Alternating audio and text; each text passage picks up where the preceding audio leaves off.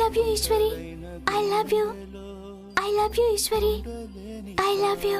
అవును, ఈ జన్మకి మర్చిపోలేని నా మనసులోని మాట. కానీ ఈ జన్మకి ఇద్దరి మధ్య కలుసుకోలేనంత దూరం. ఒక మాట చెప్పనాక, ఈ బొమ్మ చెప్పింది నిజం. నీ మనసులో మాట అదే, నీ మనసు పదే పదే నీకు చెబుతున్న మాట కూడా అదే. ఎక్కడో ఏదో పొరపాటు జరిగి మీ మధ్య దూరం పెరిగింది, కలిసే అవకాశం తగ్గింది. కానీ ఈ బొమ్మను చూస్తుంటే నాకు ఒకటి అనిపిస్తోందక్క, డెస్టినీ మిమ్మల్ని కలపబోతుందేమో. ఈ విధికి మీరు కలిసుంటే చూడాలనుందేమో. అందుకే లక్కీ టిప్లో నీకు ఇలాంటి బొమ్మ వచ్చిందేమో. కోమలి, ఇంకా ఆపుతావా? ఈ మాట నాతో అంటే అన్నావు కానీ ఇంకెవరితోనూ అనకు. ఎవ్వరు వినేలా మాట్లాడుకు. అదే కానీ జరిగితే మళ్ళీ అందర్నీ బాధ పెట్టిందన్నవుతాను. మనసుకు తగిలిన గాయాన్ని మళ్ళీ మళ్ళీ గుర్తు చేసే ఇలాంటివి నా కళ్ళ ముందు ఉండటానికి వీల్లేదు. అక్క, ఒక్క నిమిషం. అందరి కోసం నీ ప్రేమను ఎలాగూ దాచేసావు కదా, అలాగే అందరి కోసం నీ మనసులోని మాటని చెప్పే ఈ బొమ్మని కూడా దాచేస్తే సరిపోతుందిలే. దూరంగా విసిరేయాల్సిన అవసరం లేదు. అక్క, ఇవ్వక్క. ఈశ్వరిని పువ్వుల్లో పెట్టుకుని చూసుకుంటానని మాటిచ్చాను. ఇప్పుడు తన ముందు ముళ్ళదారులు పడుతూ ఉంటే చూస్తూ ఊరుకున్నాను. పారిజాతం వాళ్ల సంబంధం ఖచ్చితంగా ఈశ్వరి కాళ్ల ముందు ఏర్పడిన ముళ్ళపాటే. ఆ పెళ్ళి ఈశ్వరికి కరెక్ట్ కాదు.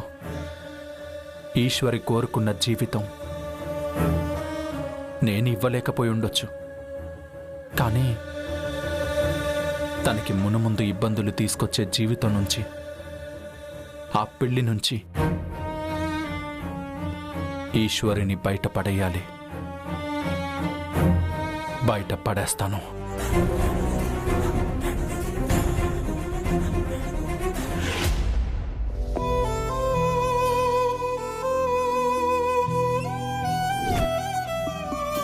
రుద్రగారు నన్ను వద్దని అనుకుని ఉండొచ్చు, కానీ మాయలాంటి అమ్మాయి మాత్రం రుద్రగారి జీవితంలోకి ప్రవేశించడానికి వీల్లేదు.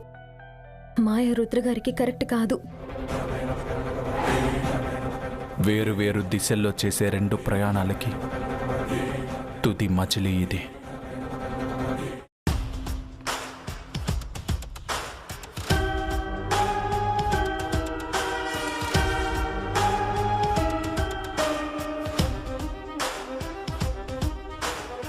మాయా, ఏంటి అంత దీర్ఘంగా ఆలోచిస్తున్నావు? ఏం లేదాంటీ, రుద్ర ఈశ్వరి విడిపోయారు. కాదు, మనమే విడదీశాం. కానీ వాళ్ళ ప్రేమే మళ్ళీ వాళ్ళని ఎక్కడ కలుపుతుందో అని చాలా అనుమానంగా ఉంది. అంత అనుమానం నీకెందుకు మొదలైంది? ఏ బంధం మధ్యలో అయినా అనుమానాలు, అపోహలు సులువుగా సృష్టించొచ్చు. అపార్థాలు, అనార్థాలు పుట్టించడానికి ఎంతో సమయం పట్టదు. కానీ ప్రేమికుల మధ్య పుట్టే అపోహలు ఆవిర్లాంటివి, తేలికగా చెరిగిపోతాయి. ప్రేమికుల మధ్య మొదలయ్యే గొడవలు మేఘాల్లాంటివి, సులువుగా కరిగిపోతాయి. రుద్ర, ఈశ్వర్ లాంటి ప్రేమికుల మధ్య అయితే పెద్ద పెద్ద గాయాలు కూడా క్షణాల్లో మాయమైపోతాయి. అయితే ఇప్పుడేం చేద్దామంటావు? నాకు కలిగిన అనుమానం నిజం కాకూడదన్నా, మనం అనుకున్నది అనుకున్నట్టుగా జరగాలన్నా ఈశ్వరి హోటల్ మూతపడాలి. దానికి కారణం రుద్ర అని ఈశ్వరి బలంగా నమ్మేలా ప్లాన్ చేయాలి. ఆ ఇద్దరి మధ్య పూడ్చలేనంత పెద్ద అగాధాన్ని సృష్టించాలి. దానికోసం రాజేశ్వరి విలాస్ మీద కోలుకోలేని దెబ్బ పడాలి.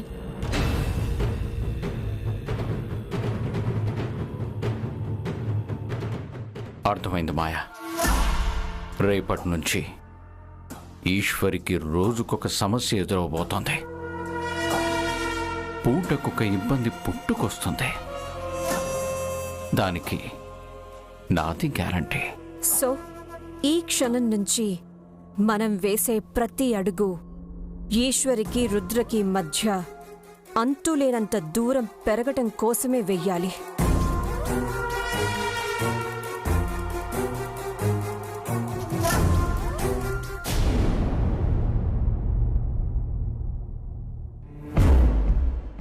బాబాయ్ గారు, బాబాయ్ గారు, ఏంటి పారిజాతం, పెళ్లి పనులు మొదలు పెట్టేశామని చెప్పడానికి వచ్చావా? పెళ్లి పనులు ఏముంది సుందరి, ఒక్కొక్కరు ఒక్కొక్క చెయ్యి వేస్తే టక్కున పనులైపోతాయి. దానికంటే ముందు నోళ్లు వెళ్ళబెట్టే ఒక మాట ఉంది, అది చెప్పడానికే వచ్చాను.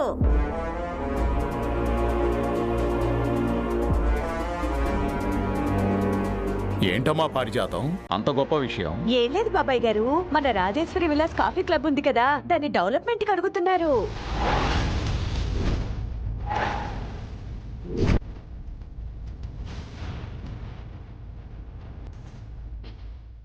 ఆ మాటే చెప్పిపోదామని వచ్చాను. డెవలప్మెంట్కి ఇస్తే ఏం చేస్తారు? ఏముంది, రాజేశ్వరి విలాస్ని అంచెలంచెలుగా స్టార్ హోటల్ చేసేస్తారు.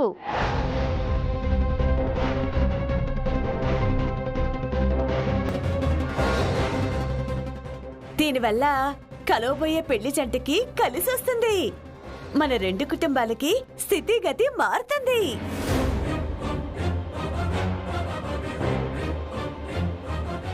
ఇన్నాళ్లకి మేమెవ్వరం చేయలేని పని నువ్వు చేస్తున్నావు పారిజాతం.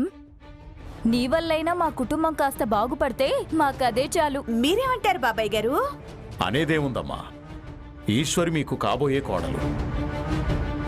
ఇక మీకు నచ్చినట్టు కానివ్వడంలో మాకెలాంటి అభ్యంతరం లేదు.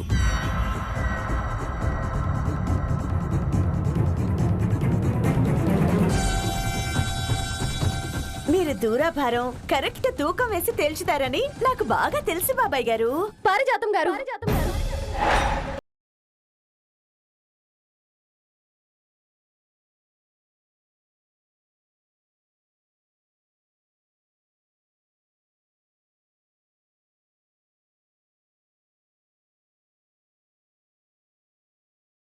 విలాస్ మా అమ్మ జ్ఞాపకం. అది 4 స్తంభాలు వేసి 4 గోడలతో కట్టింది కాదు. మా అమ్మ ఆశని ఆశయాన్ని నింపుకొని కట్టింది. దయచేసి దాని రూపురేఖలు మార్చుతామని మాత్రం అనకండి. బురదలో దొర్లే పందికి పాలరాతి నేలలు నచ్చుతాయా? మట్టిలో బతికే వానపాము మాణిక్యాల మేడలో బతుకుతుందా అన్నట్టు బతుకుని కాస్త కొత్త దారిలో నడిపిద్దాం, భవిష్యత్తుకి కాస్త కొత్త కొత్త రంగులు వేద్దామనంటే విని చావరి మనుషులు. అక్క ఉద్దేశాలు అక్కకున్నాయమ్మా, అవి ఎందుకు అర్థం చేసుకోవడానికి ప్రయత్నించట్లేదు? ఆ ఉద్దేశాలు ఉన్నతమైనవే అయితే అలాగే ఊరేగమనేవాళ్లం. మా అమ్మ ఆశ ఆశయం అనుకుంటూ ఆ మురికి గోడల్ని పట్టుకొని వేలాడుతుంది.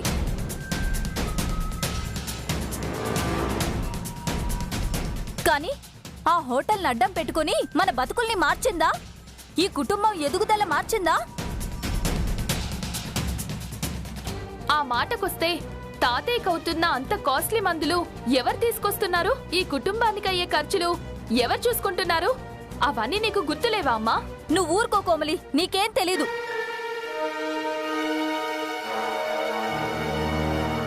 అక్కడికేదో ఈశ్వరే కుటుంబ భారాన్ని మొత్తం తన భుజాల మీద వేసుకుని నడిపిస్తున్నట్టు చెప్తున్నావు.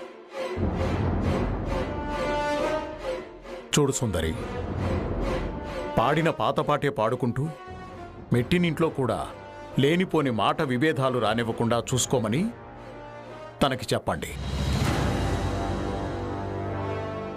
బాబాయ్ గారు, అందాక ఆగండి. ఈశ్వరి చెప్పినట్టే చేద్దాం.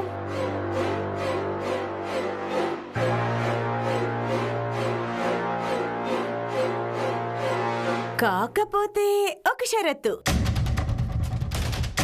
1 నెల రోజుల పాటు ఆ హోటల్ రాబడితోనే ఈ ఇంటి అవసరాలన్నీ చూసుకోమని చెప్పండి.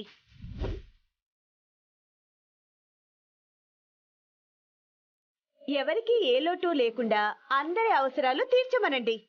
అప్పుడు నాకు కూడా నమ్మకం కుదురుతుంది రేపు పెళ్ళయ్యాక వీళ్ళిద్దరూ ఏ లోటు లేకుండా బతకగలరు అని. అలా జరగకుంటే మాత్రం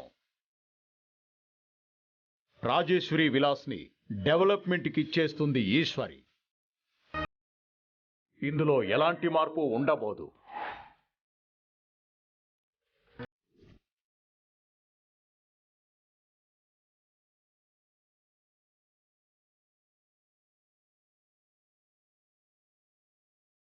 మంచి మాట చెప్పారు బాబాయ్ గారు.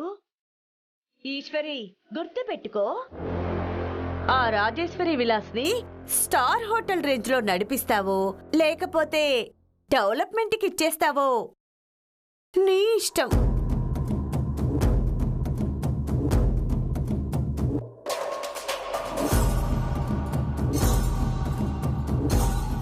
రాజేశ్వరి విలాస్ రూపురేఖలు ఎట్టి పరిస్థితుల్లోనూ మారకూడదు.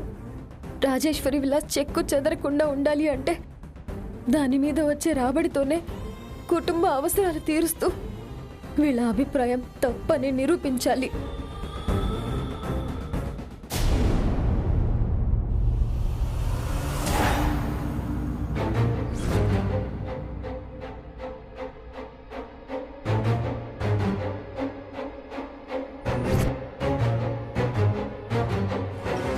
ఈ రోడ్లోకి ఎవరు ఎంటర్ అయినా మన మిరపకాయ హోటల్ గురించి మాట్లాడుకోవాలి. వచ్చి అక్కడే భోంచేయాలి. అలా మొత్తం కట్టేయండి.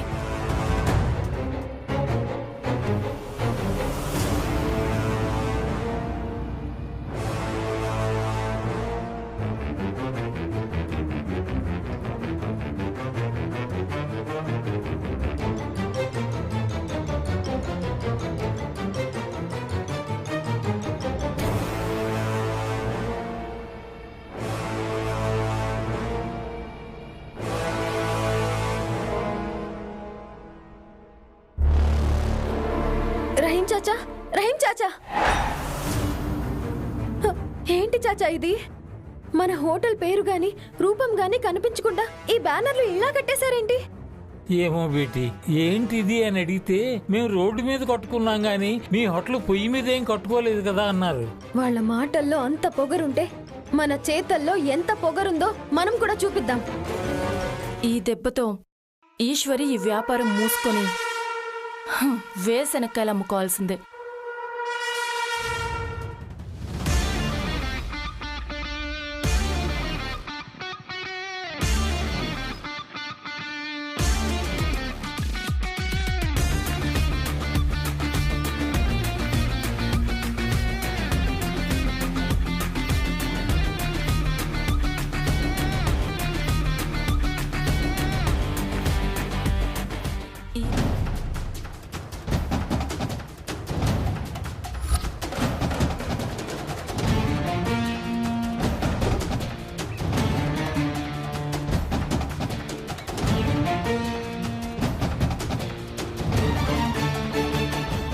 ఈశ్వరి, ఈశ్వరి, ఈశ్వరి, ఈశ్వరి.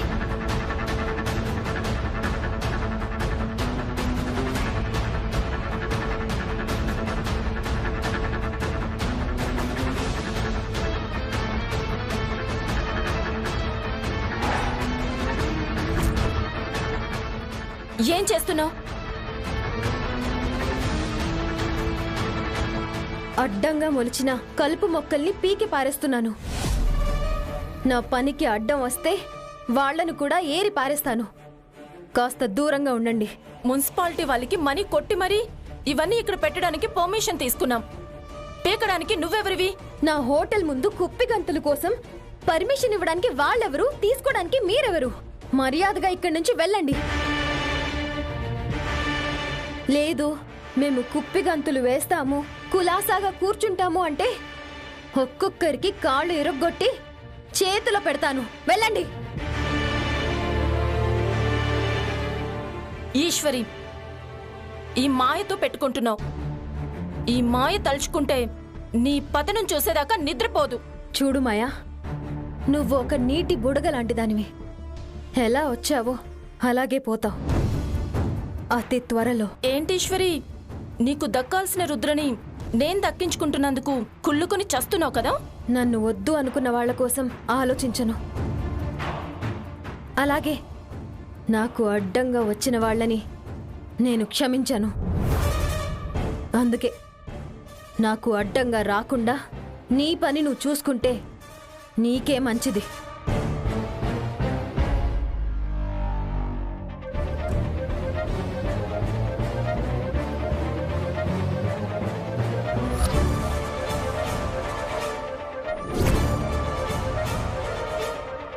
మాయా, నువ్వు పట్టుకున్నది ఈ బ్యానర్ని కాదు, నాలో భగభగ మండుతున్న నా ఆత్మాభిమానాన్ని. దూరంగా ఉండకపోతే ఆ భగభగ మంటల్లో కాలి బూడిదైపోతావు.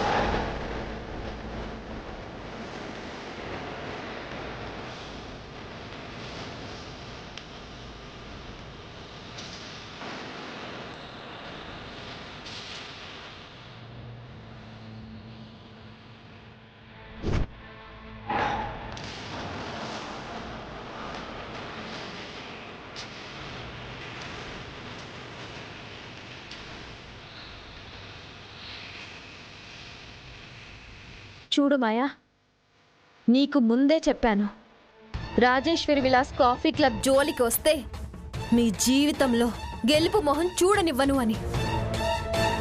గుర్తుపెట్టుకో.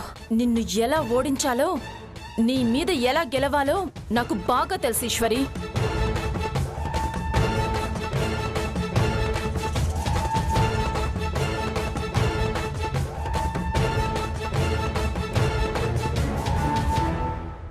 నా కంఠంలో ప్రాణముండగా రాజేశ్వరి విలాస్ గోడకున్న రంగు కూడా చెదరకూడదు. హోటల్కి ఉన్న వైభవం తగ్గకూడదు.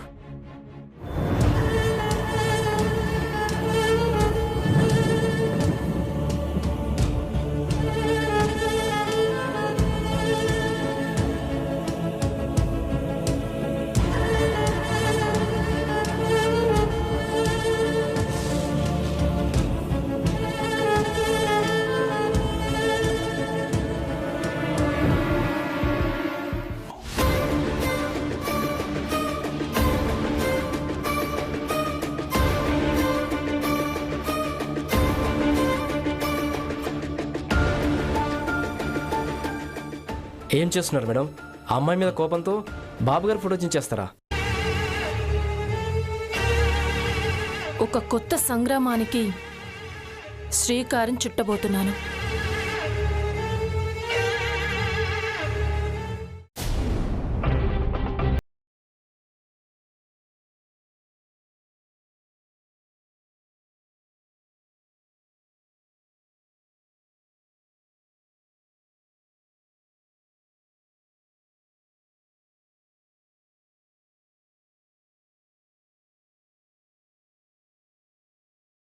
ఏంటిది మాయా? మీ బతుకుని మీ భవిష్యత్తుని ముక్కలుగా చేస్తానని ఒకరు చేసిన హెచ్చరిక. మీ ఆశయాలని మీ విజయాలని మునుముందు ఇలాగే చించి పడేస్తానని ఒకరు చేసిన ప్రతిజ్ఞ. అబ్బో, బలమైన కొటేషన్లతోటే కొడుతుంది. మాయా, నువ్వు ఎవరి గురించి మాట్లాడుతున్నావు? ఇంకెవరి గురించి? ఆ ఈశ్వరి గురించే.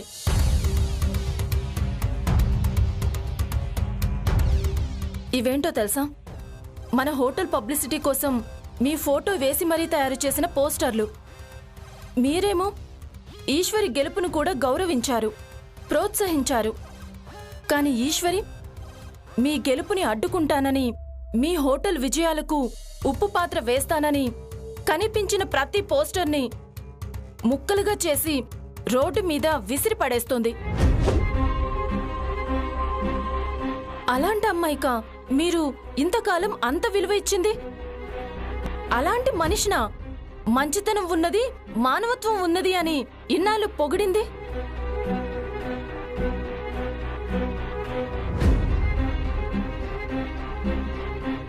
అరే వా! ఏదేమైనా అబద్ధాన్ని అందమైన కోటగోడలా కట్టడంలో ఆడవాళ్లదే పైచేయబ్బా. ఒక మనిషి మీద కోపం ఉండొచ్చు రుద్రగారు, కానీ ఆ మనిషి పతనాన్ని కూడా కోరుకునే అంత కోపం ఉండకూడదు. ఒక మనిషిని తిట్టాలనిపించొచ్చు, కానీ అతను నాశనమైపోయేలా శపించకూడదు.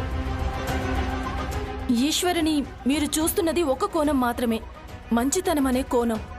ఎందుకంటే మీరు ఎదురు పడినప్పుడు మంచితనం కురిపేస్తుంది, మానవత్వం వలకపోస్తుంది. అనుకుగా ఉన్నట్టు, ఆదర్శంగా బతుకుతున్నట్టు తనని తాను ఒక గొప్ప అమ్మాయిలా చిత్రీకరించుకుంటుంది. కానీ ఈశ్వరిలో ఉండే రెండో కోణానికి ఇదిగో మీ ముందున్న ఈ కాగితపు ముక్కలే రుజువు.